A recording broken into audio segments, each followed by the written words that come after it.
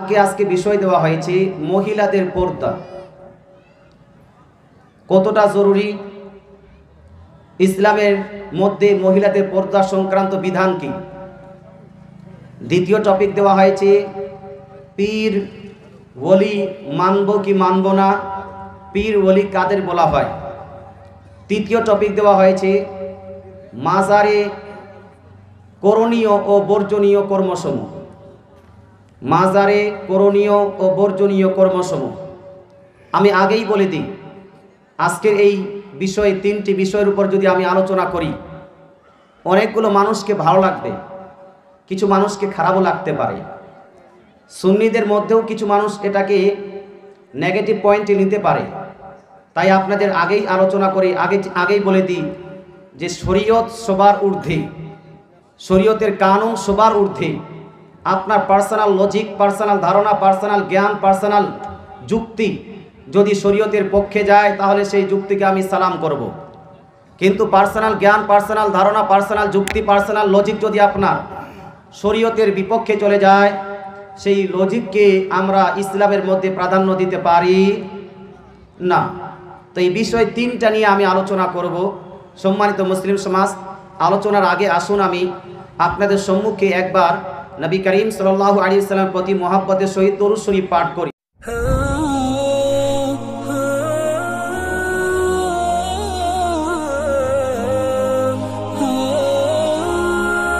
তাআলা আলাইহি ওয়া আলিহি ওয়া সাহবিহি ওয়া সাল্লাম ওয়া সাল্লাল্লাহু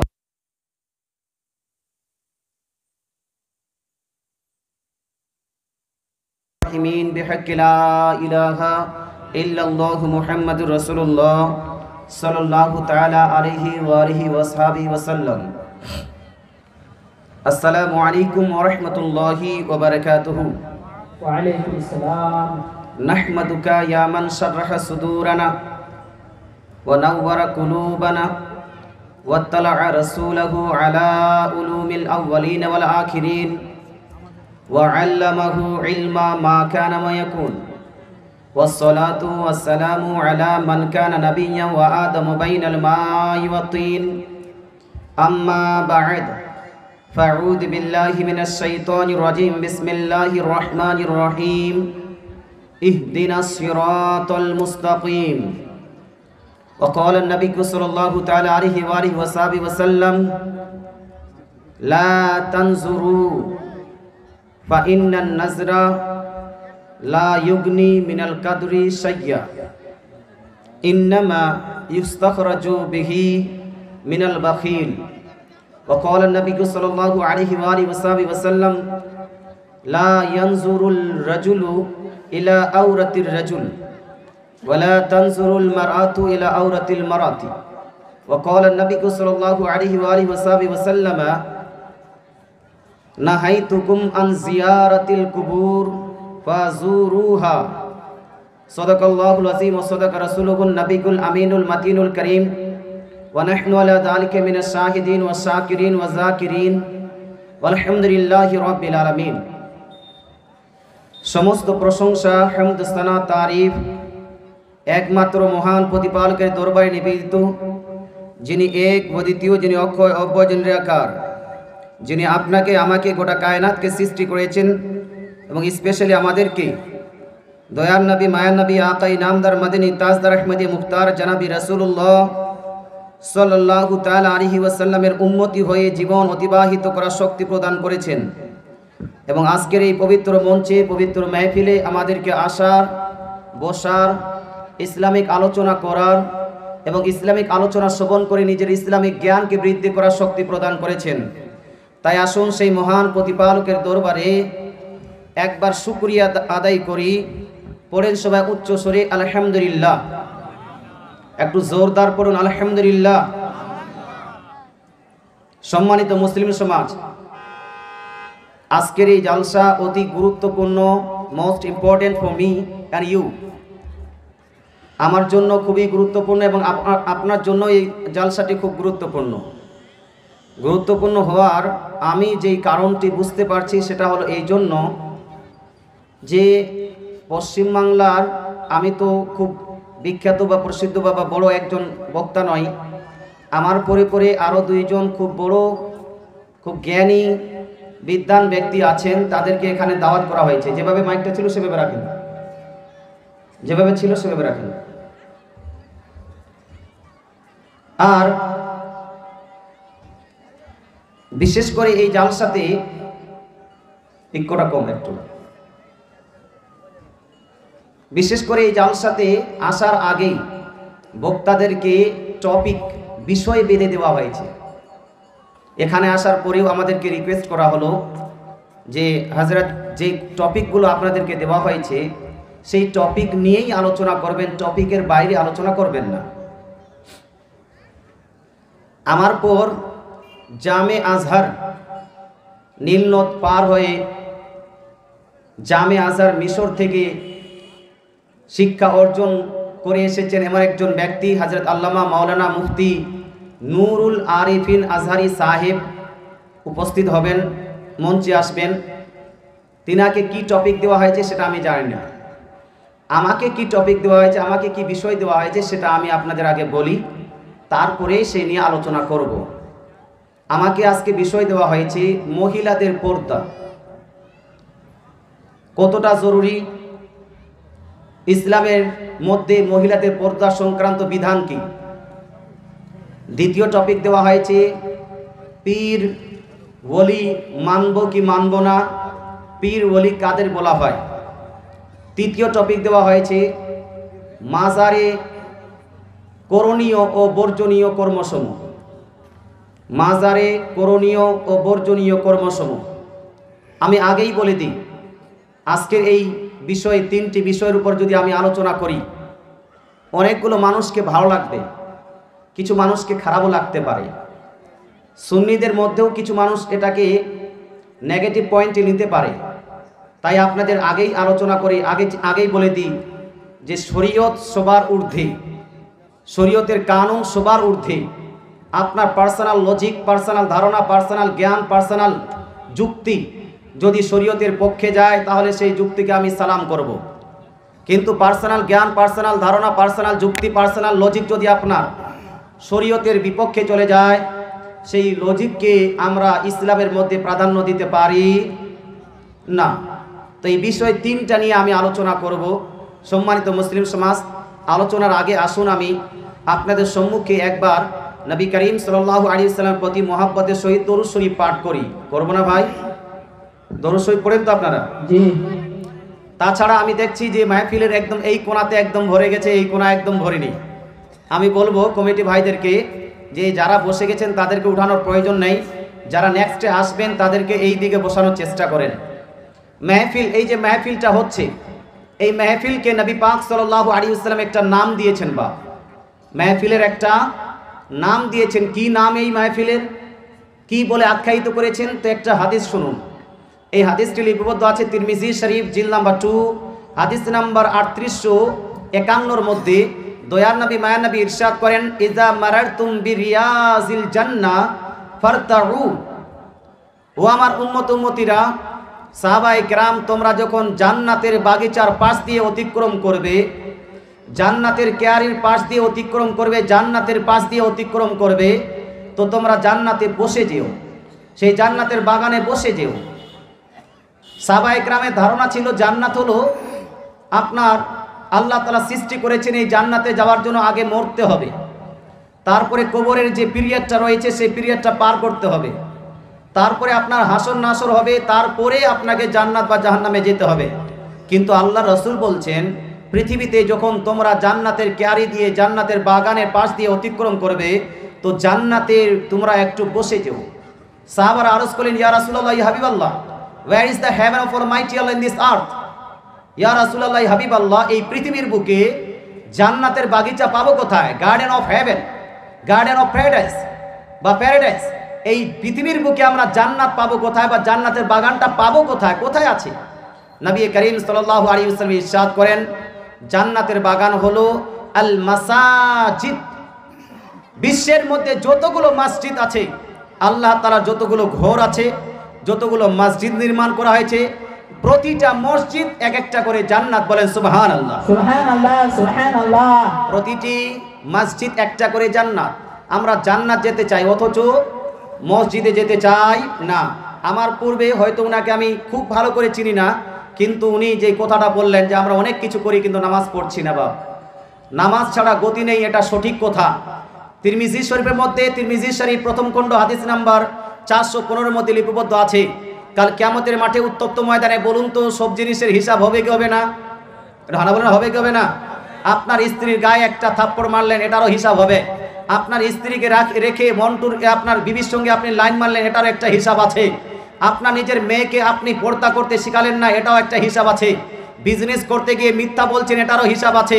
ভালো মন্দ সমস্ত জিনিসের হিসাব আছে। আল্লাহ তাআলা কোরআনের মধ্যে ইরশাদ করেন, ফামান ইয়ামাল মিসকালা যাররাতিন খায়রান ইয়ারা ওয়া মান ইয়ামাল মিসকালা যাররাতিন শাররান ইয়ারা। কিয়ামতের দিবসে এই পৃথিবীতে কেউ যদি ছোট্ট থেকে ছোট্ট নেকি করে, সেই নেকিটাও কাল কিয়ামতের মাঠে দেখতে পাবে, তারও হিসাব হবে।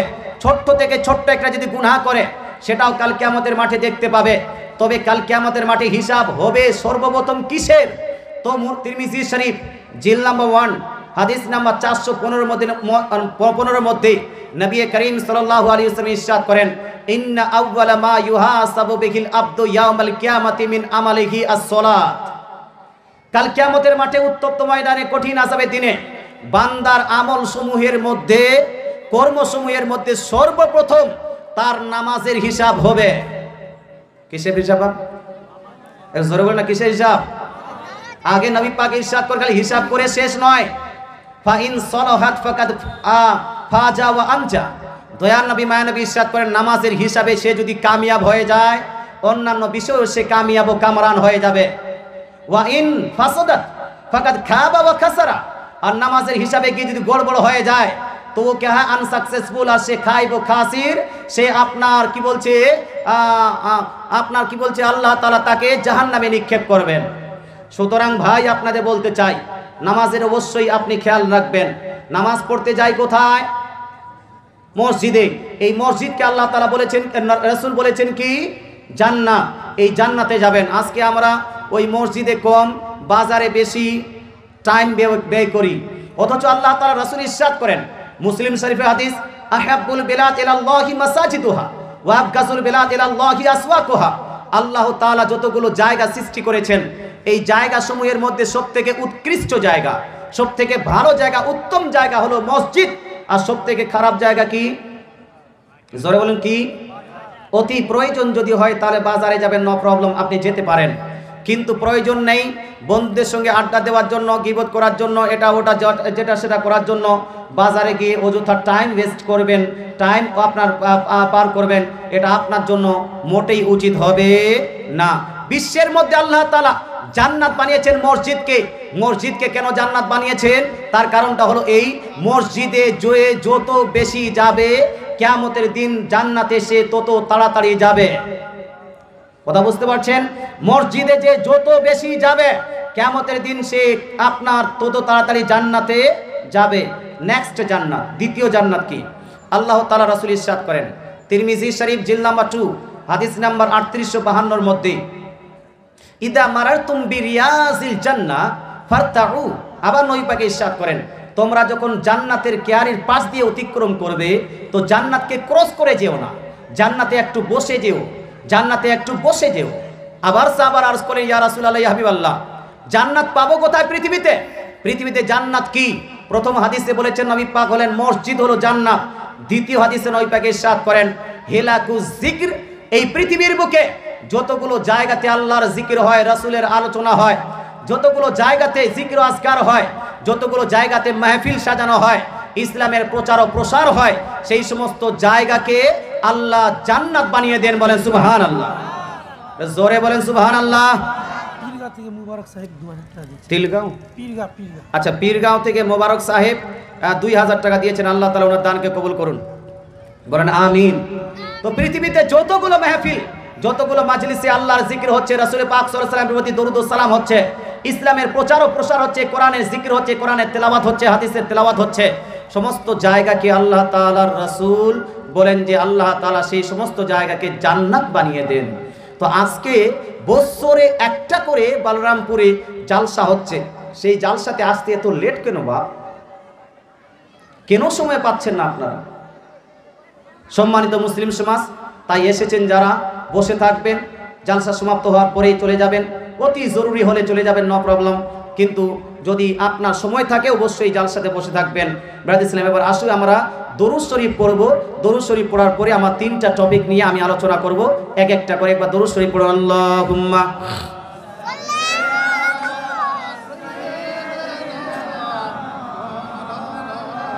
মুহাম্মাদ ওয়া আলা আলি সাইয়্যিদিনা।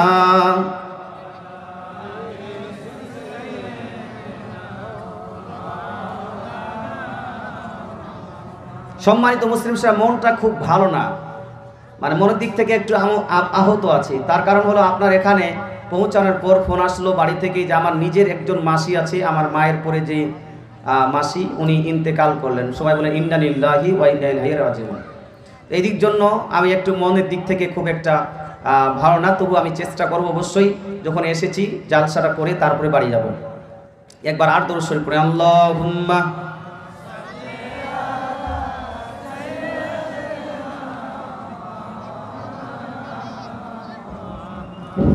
ওয়া আলা আলি সাইয়্যিদিনা ওয়া আলা আলি সাইয়্যিদিনা মাওলানা মুহাম্মদ। সম্মানিত মুসলিম সমাজ, 3টা বিষয়ের মধ্যে প্রথম বিষয়টা হলো মহিলাদের পর্দা কতটুকু, ইসলামের বিধান কি, এই সংক্রান্ত আপনাদের সবাইকে জানা উচিত।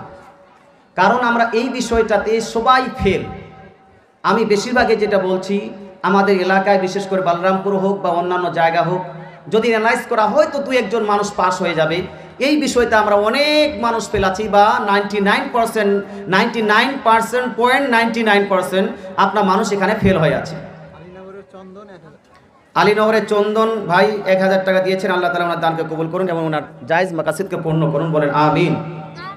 সুতরাং মহিলাদের পর্দা সংক্রান্ত আলোচনা অবশ্যই শোনা উচিত।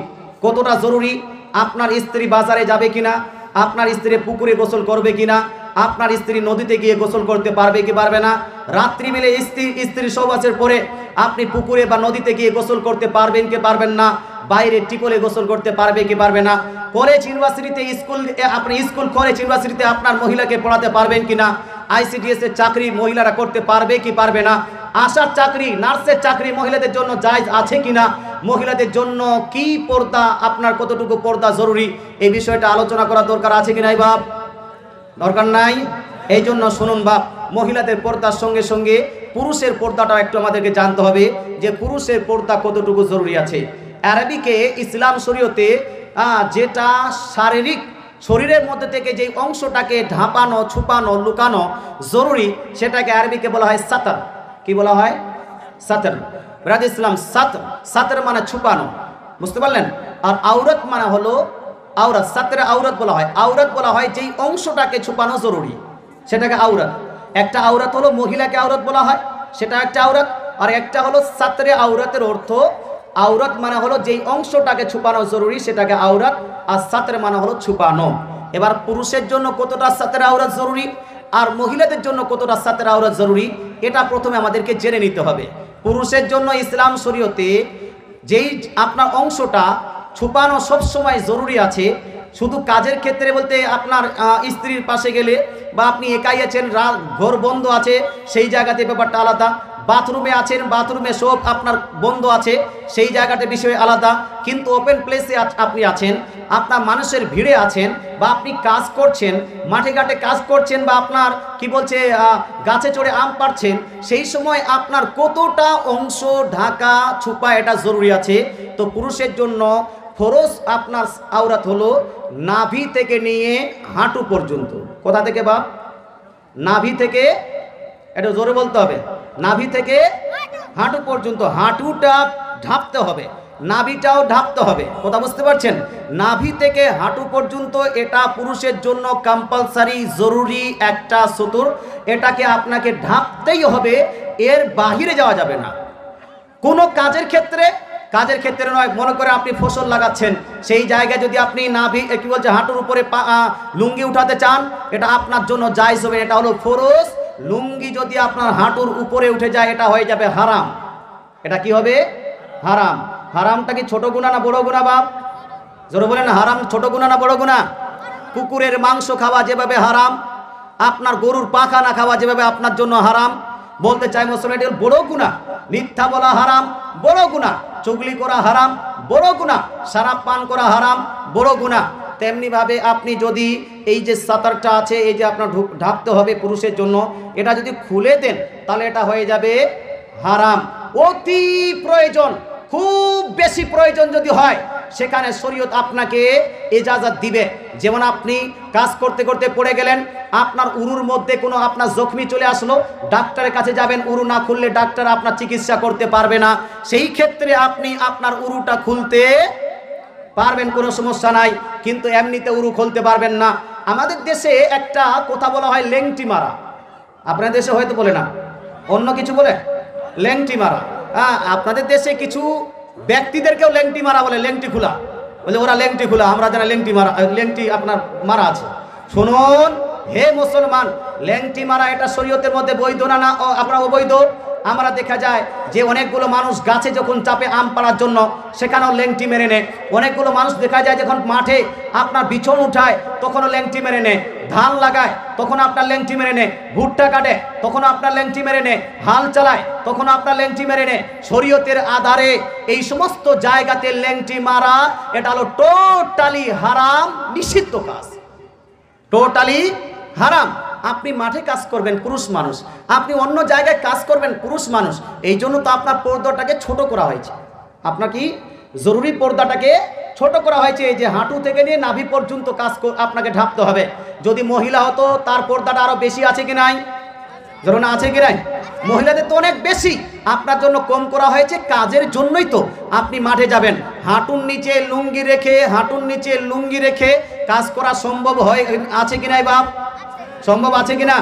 না, হাঁটুর নিচে আপনার কি বলছে কাপড় রেখে আপনি ধান লাগাতে পারেন, হাঁটুর নিচে আপনার লুঙ্গি রেখে আপনি বিচন লাগাতে পারেন, হাঁটুর নিচে লুঙ্গি রেখে আপনি যারা কি বলছে গম কাটতে পারবেন, ফসল কাটতে পারেন, সবই কাজ করতে পারবেন। এটা আমাদের বেড ধারণা, খারাপ চিন্তা, আপনার যেন মূর্খামি, আমাদের শরীয়ত প্রসঙ্গে অজ্ঞতার কারণে আমরা ফুট করে যেন হাঁটুর উপরে রেখে দিই, হাঁটুর উপর রেখে নিই, এটা আমাদের সঠিক হবে না। সম্মানিত মুসলিম সমাজ, আরেকটা কথা বলি, আপনার এলাকার অনেকগুলো ছেলে, যুবক ছেলে আপনার কি বলে বোম্বাই, দিল্লি, কেরালাতে কাজ করে, সাইটে কাজ করতে যায়। আমি 2 বছর মহিষবাতানিতে আপনার মাদ্রাসা করেছি। মহিষবাতানি থাকাকালীন আমি দেখেছি যারা বাইরে কাজ করে, ওই ছেলেদেরকে দেখা যায় যখন বাড়িতে এসে একটা পুকুরে বা একটা টিউবওয়েলে গোসল করে, তো তার মধ্যে কয়েকটা ছেলে, সব নয়, কয়েকটা ছেলেকে দেখা যায় যে আন্ডার প্যান্ট পরে গোসল করছে। হ্যাঁ, আন্ডার প্যান্ট পরে গোসল করছে, হাফ প্যান্ট পরে গোসল করছে। শরীয়তে যারা মুখিয়া মোড়ল, আপনাকে বলতে চাই, ও ভাই আপনি মুখিয়া মোড়ল, মুখিয়া মোড়ল অনেকগুলো দায়িত্ব আছে।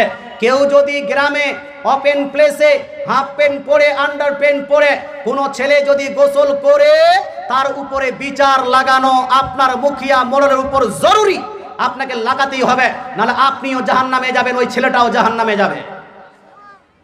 কথাটা হয়তো বুঝাতে পারলাম না। হ্যাঁ, শুধু আপনার ছেলে মেয়ে ধরা পড়বে, জেনায় লিপ্ত হবে, তখন আপনি বিচার করবেন জেনায় লিপ্ত হলো কেন। এই আপনার কাজ জেনাতে নিয়ে যাবার কারণটাই তো হলো এইরকম আপনার গোসল করা, নাকি বাপ? আস্তে আস্তে তো মানুষ আপনার এক্সাইটমেন্ট হয়, আস্তে আস্তে তো মানুষের যেন আপনার এক উপরের দিকে ধ্যান যায়। সুতরাং এইরকম কাজ করা যাবে না। হাঁটুর নিচ পর্যন্ত, নাভি থেকে হাঁটুর নিচ পর্যন্ত আপনাকে স্নানের সময় ওইরকম রাখতে হবে। হ্যাঁ, যদি আপনি বাথরুমে থাকেন, এমন বাথরুম যে চতুর্দিক থেকে ঘেরা আছে, আপনার কারো দেখার সম্ভাবনা নাই, সেই বাথরুমে আপনি আন্ডার প্যান্ট পরেও গোসল করতে পারেন, সেটা আপনার ব্যাপার। বাথরুম একদম যদি থাকে, বন্ধ থাকে, সেটা ব্যাপার আলাদা। কিন্তু যখন ওপেন প্লেসে আপনি স্নান করবেন, আপনাকে সতর্কতা রাখতেই হবে, আপনাকে যেটা ফরজ শরীয়তে সেটা আপনাকে রাখতেই হবে। তো এটা হলো পুরুষের বিধান, বুঝতে পারলেন? যেহেতু মহিলাদের পর্দা বলেছিল, পুরুষের কথাটা না বললে তো হয় না।